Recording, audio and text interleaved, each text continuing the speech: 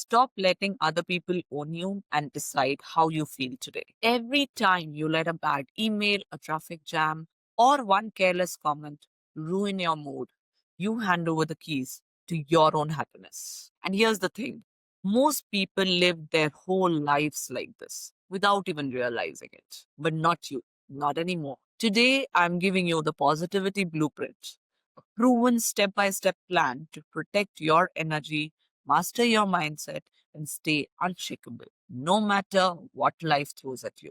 You and I don't get to choose everything that happens to us. Life is going to throw curveballs, traffic jams, delays, disagreements, illnesses, and losses. But we get to choose how we respond to those things. And that choice is where your power lies. Hi, I'm Jaslyn, a tech professional with over a decade of experience and an award winner for Women in Tech Leadership 2025.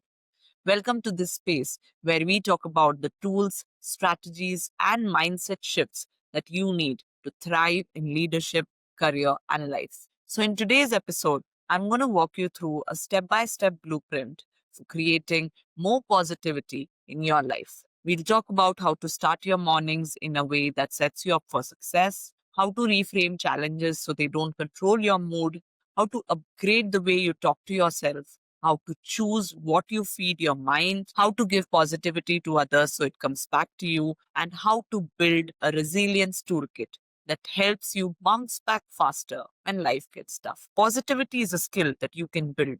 It's like a muscle.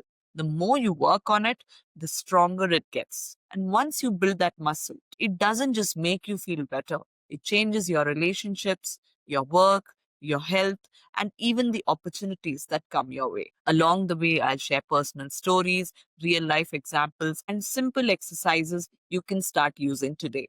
If you commit to even one or two of these steps for the next 30 days, you will feel the shift. I promise you. The first step, and I truly believe this is the foundation for everything else, is to master your morning. Here's why. The way you start your day is like setting the tone for a piece of music. If you begin in chaos, you wake up late, you grab your phone, you check bad news, rush to get ready, you have already put your brain into stress mode. And it's much harder to turn that around later in the day. What most people don't realize is that the first 20 minutes after you wake up are the most important. Your brain is in what is called an alpha state, a calm, relaxed, open to suggestion state. This is the time when your subconscious is most receptive. So, whatever you feed in those minutes will echo through the rest of the day. So, here's my morning positivity ritual. It's just 3 steps and it takes less than 10 minutes. First, start with gratitude. Before you even touch the floor, think of 3 things you're grateful for. And I want you to be specific.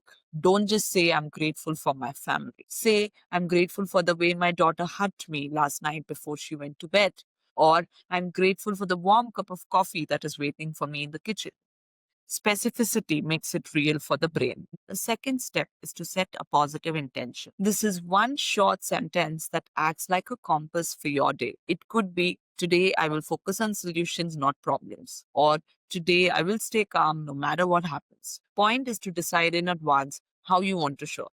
The third step is to move your body. This doesn't necessarily mean a workout unless you want it to. It could be stretching, yoga, a short walk, or even dancing to your favorite song in the living room. The goal is to get your blood flowing and send the signal to your brain that you're awake, alive, and ready. I used to be the person who woke up and immediately grabbed my phone. Within 10 minutes, I would be in work mode, stressed, before my day even started. When I switched to this ritual, the change was incredible. I felt calmer, more in control, and even when unexpected things came up, I handle them better. And here's the thing, if I skip this now, I feel the difference immediately. So tomorrow morning, give yourself those first 10 minutes. Don't give them away to your phone, to the news, or to stress. Claim them for yourself. It's the most important gift you can give your day. The second step is learning how to reframe challenges. And this one is powerful because no matter how positive you become, life is still going to throw you curveballs. When something goes wrong, client cancels, your plans fall apart, someone is rude to you, our default reaction is often frustration, disappointment, maybe even anger. And that's normal. You're human. But the difference between staying stuck and moving forward is how quickly you can shift your perspective. Here's a question I ask myself: what's the gift here? It doesn't mean the situation itself is good, but it means I am looking for something in it that could be useful: a lesson, an opportunity, even a silver lining. Let's say you miss the bus. Instead of fuming, you might think, okay, I have 15 minutes. Maybe I can listen to the podcast episode I've been putting off. Or if you lose a job, and I know this is bigger, maybe it's the push you need to explore a career path that you've been dreaming about. I once coached a woman who got divorced within a year of getting married. She called me in tears, convinced her life was falling apart. But when we talked, we realized that this gave her the freedom to truly follow her beliefs. 3 years later, she found the love of her life, is happily married, and is thriving. She says getting divorced was the best thing that ever happened to her. Reframing is not about pretending bad things are good, it's about giving yourself a better way to move forward. So the next time something happens that irritates you, pause, take a deep breath, and ask yourself, what else could this mean? You might be surprised by the answer. The third step in becoming a more positive person is to upgrade your inner dialogue, the way you talk to yourself when no one else can hear you. Let's be real.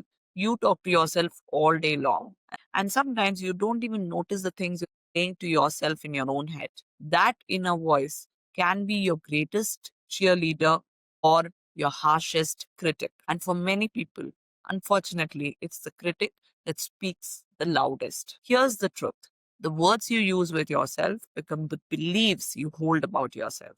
If you constantly tell yourself, I cannot handle this, you are reinforcing the idea that you're powerless. If you say, I always mess up, you're programming your brain to look for mistakes instead of progress. And the scary part, your brain believes you. But here's the good news: you can change this. You can retrain your self talk like you would train a muscle. Here's how.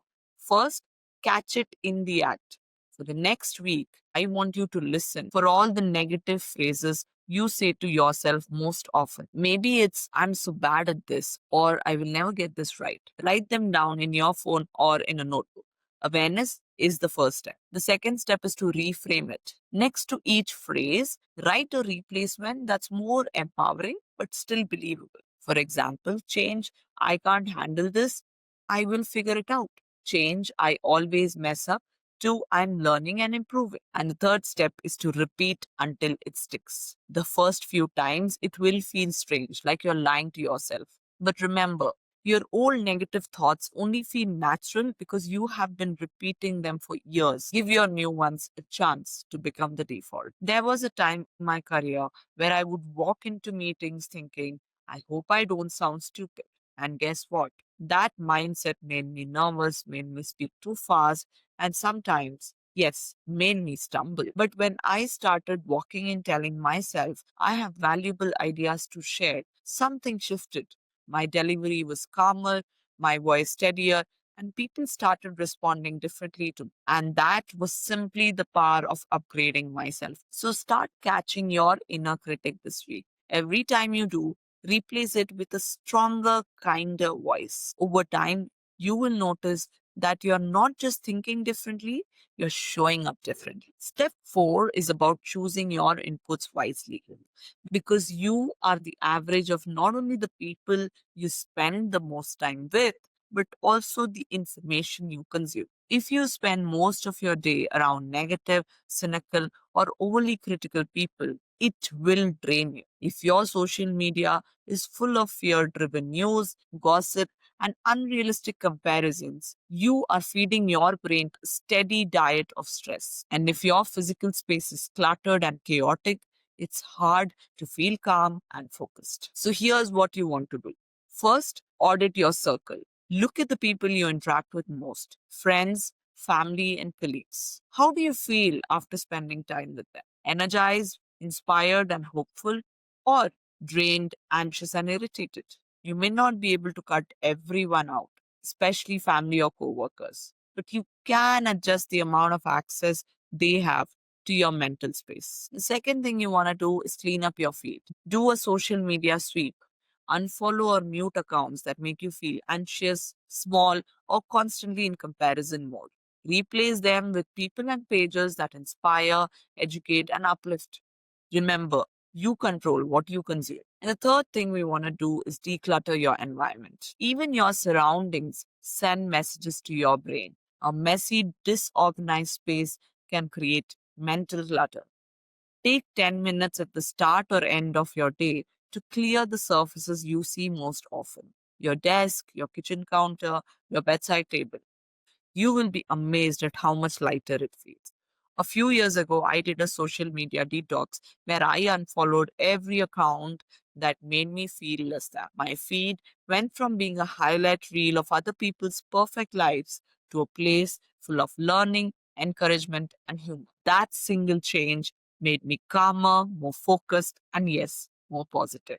So, if you want to protect your positivity, start by protecting your inputs. What goes in will eventually come out in your mood, your words, and your actions. Step 5 is one of my favorites. Give positivity to receive it. This might sound a bit spiritual, but it is also backed by science. Doing something kind for others actually boosts your own serotonin and dopamine levels. It's called the helper's high.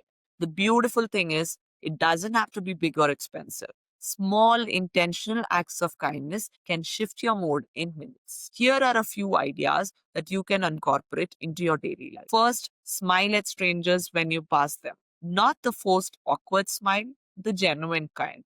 You'll be surprised how many people smile back. And that tiny moment of connection lifts both of you. Give a sincere compliment. Tell your colleague that presentation was really clear and well put together. Or tell a friend, you always make me laugh. Third, send a thinking of you text. It's such a small thing, but it signals thoughtfulness. Fourth, buy a coffee for the person standing behind you in line. Random acts like this stick in people's memories and in yours. Fifth, write a thank you note. Not for the big gift or occasion, but just because you appreciate someone's presence in your life. Once I decided to challenge myself to give one genuine compliment every day for a week. By day 3, I realized I was actively looking for good things in people. And when you are looking for the good, you start seeing more of it everywhere. So for the next 7 days, pick one kindness a day. Can be as small as a smile or as big as paying for someone's meal, but do it intentionally and notice how it changes your own mood. Finally, step 6 is to build your resilience toolkit, because no matter how positive you become, challenges will still come. The goal is not to avoid them, but to recover from them faster. Think of your resilience toolkit as a personal first aid kit for your mindset. It's a set of go to practices that help you shift your state when you are feeling low, stressed, or overwhelmed. Here's what could go into yours: a playlist of uplifting songs. Music is powerful in changing your emotional state within minutes. Second, a simple breathing exercise. I use the 4-7-8 techniques. Breathe in for 4 seconds, hold for 7, exhale for 8 seconds. It instantly calms my nervous system. Third, a journal. Somewhere where you can dump your thoughts, your worries, and frustrations so they are not swirling around in your head. Fourth, being with nature. Stepping outside even for 5 minutes to breathe fresh air and reset. Fifth, a go to list of positive quotes or affirmations that remind you of your strength and perspective. I often keep a note on my phone called Reset List. It has 10 things I can do when I feel my energy is dropping, like listening to my favorite playlist, having a cup of coffee, reading my favorite book, or call a friend who always makes me laugh. Having it written down means I don't have to think in that moment. I just pick something and do it. Your toolkit will be unique to you, but the key is to have it ready before you need it. Because when challenges hit, you want to be able to reach for your tools without having to figure out what to do. So there you have it, your positivity blueprint. Master your mornings, reframe challenges, upgrade your inner dialogue, choose your inputs wisely, give positivity to receive it, and build your resilience toolkit. Start with one or two of these steps this week, practice them until they become habits, and then layer in more. Over time, you will notice your default settings shifting. You will recover from setbacks faster, find silver linings more easily, and attract better energy from the people and situations around. And remember, positivity is not about ignoring the bad. It's about making more space for the good. It's a choice you make not just once, but over and over again in small ways every single day. If you found value in today's episode, share it with someone who could use a little more light in their life. And if you start trying these steps, I would love to hear from you. Let me know which one made the biggest difference for you. Until next time, take care of yourself, protect your energy, and keep choosing positivity because it is one of the most powerful things you can do for yourself. Thank you.